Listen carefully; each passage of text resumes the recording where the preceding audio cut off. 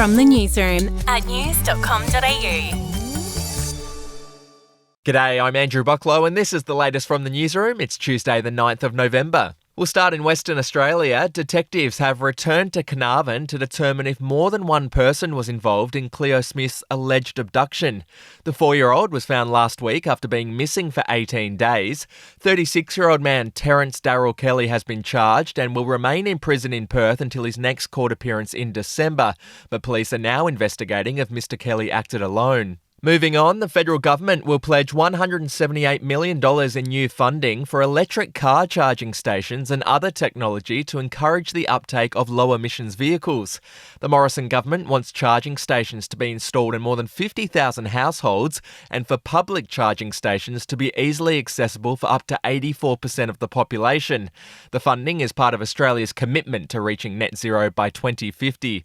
An estimated 1.7 million electric vehicles are predicted to be on Australian roads by 2030. Overseas, and former US President Barack Obama has said most countries haven't done enough to fight climate change. Mr Obama spoke at the COP26 summit in Glasgow and said the world needed to step up its emissions-cutting pledges and work together to limit global temperature rises.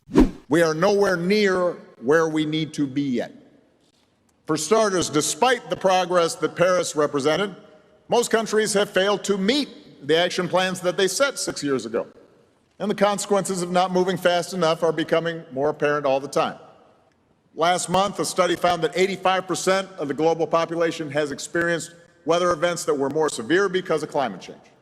To sport now, the Australian cricket team is set to tour Pakistan for the first time in 24 years. Australia will play 3 tests, 3 one-day internationals and a T20 in March and April of next year. The Aussies have previously refused to play in Pakistan due to security fears. It's been revealed that Houston's police chief told Travis Scott before Friday's concert tragedy that he had concerns the crowd could be difficult to control. Scott's previous Astroworld Festival, which was held 2 years ago in Houston, faced similar control issues for authorities. 8 people died at Friday night's Astroworld Festival after a fatal crowd surge. Travis Scott later said he didn't know the situation in the crowd was so bad after copping criticism that he didn't do something to stop the show earlier. And finally, Sarah Jessica Parker has revealed that she still has every single outfit she ever wore on Sex and the City.